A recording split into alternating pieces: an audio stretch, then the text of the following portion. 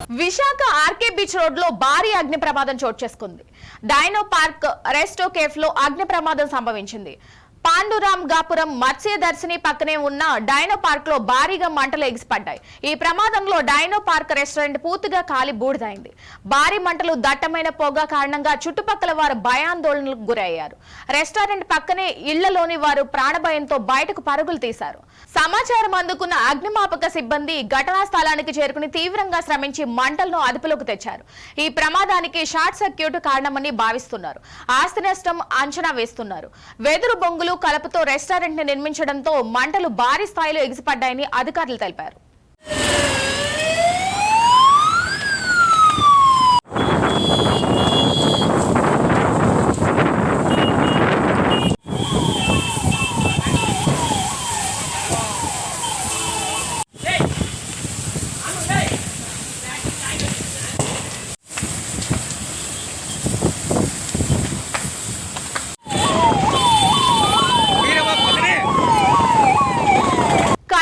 హూస్పేట్ వద్ద ఉన్న తుంగభద్ర జలాశయం 19వ గేటు 2 రోజుల క్రితం కొట్టుకుపోయిన విషయం తెలిసిందే. దీంతో డ్యాం వద్ద ఉన్న పరిస్థితిని కర్ణాటక ముఖ్యమంత్రి సిద్ధరామయ్య మంగళవారం పరిశీలించారు. తక్షణమే ప్రత్యామ్నాయ గేటును ఏర్పాటు చేసి నీటి నిల్వను తగ్గకుండా చూడాలని సంబంధిత అధికారులను ముఖ్యమంత్రి ఆదేశించారు. ముఖ్యమంత్రి వెంట ఆంధ్రప్రదేశ్ జలవనరుల శాఖ మంత్రి నిమ్మల రామానాయుడు, ఆర్థిక శాఖ మంత్రి పయ్యవ్వుల కేశవ్, కర్ణాటక చిన్న నీటిపారుదల శాఖ మంత్రి బోసరాజు, మంత్రి శివరాజ్, తంగడిగే కళ్యాణదుర్గం, రాయదుర్గం, గుంతకల్లు డోన్ ఎమ్మెల్యేలు సురేంద్రబాబు, కాల్వ శ్రీనివాసులు, గుమ్మనూరు జయరాం, సూర్యప్రకాష్ రెడ్డితో పాటు అనంతపురం జిల్లా కలెక్టర్ వినోద్ కుమార్ పాల్గొన్నారు.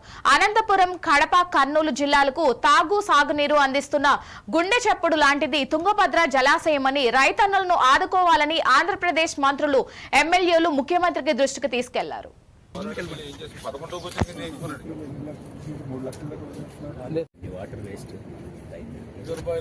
రిలయబుల్ వాటర్ తుంగభద్ర అనే కృష్ణా కాదు, పర్ఫెక్ట్ గా రిలయబుల్ గా వాటర్ గేట్స్ వస్తాయనేటువంటి హోప్ ఉంది. ఆ రకంగా రేపు మార్నింగ్ నుంచి స్టార్ట్ చేసుకుని ఇక్కడ కూడా ఛాలెంజింగ్, ఎందుకంటే జనరల్గా ఆ ఫ్లో ఉన్నప్పుడు, ఆ ఫ్లడ్ వాటర్ ఉన్నప్పుడు ఆ గేట్స్ని మనం స్టాప్ బ్లాక్ గేట్స్ ఏవైతే ఉన్నాయో వాటిని ఏర్పాటు చేయడం కొంచెం క్లిష్టతరమైనటువంటి పని.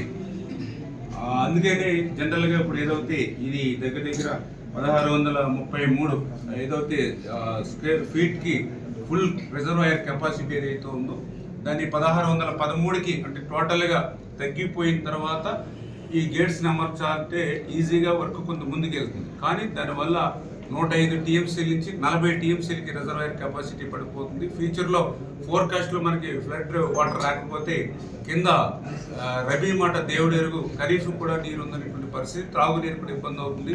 ఆ ఉద్దేశంతో కరుణానాయుడు గారు, ఇంజనీరింగ్ వీళ్ళందరూ కూడా మళ్ళీ సిడబ్ల్యూఎస్ని ఒప్పించి వాళ్ళని కూడా డైరెక్షన్ పంపించి ఏదైతే 1613 అడుగుల వరకు ఇప్పుడు నీటిని వృధాగా పోనివ్వకుండా అట్లీస్ట్ రేపు మార్నింగ్ అంటే 1625 అడుగుల నీరు ఉండగా ఈ యొక్క గేట్స్ ని ఆపరేట్ చేయడానికి ప్రయత్నం చేస్తూ ఉన్నారు.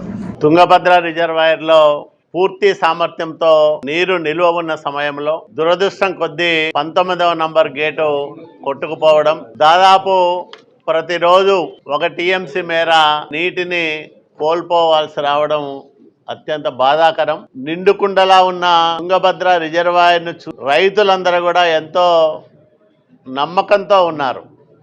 ఇటు కర్ణాటక కానీ అటు రాయలసీమ రైతులు కానీ ఈ ఏడాది మాకు నీటి కొరత ఉండదు, మా పంటలకు సరిపడా నీరు తుంగభద్ర డ్యాములో నిల్వ ఉందని ఎంతో ఆశతో ఉన్న సమయంలో ఇది జరగడం అత్యంత బాధాకరం. మరి ఇదంతా కూడా గత పాలకుల పాపం కారణంగానే, నిర్లక్ష్యం కారణంగానే, అట్లాగే రిజర్వాయరు గేట్లు వాటికున్న పటిష్టత, కన్నయ్య నాయుడు గారు నిపుణులు గతంలో చేసిన సూచనలు పరిగణలోకి తీసుకోకపోవడం, వీటన్నిటి కారణంగానే ఈరోజు మనం ఈ నష్టాన్ని చవిచూడాల్సి వచ్చిందని మేము భావిస్తూ ఉన్నాం.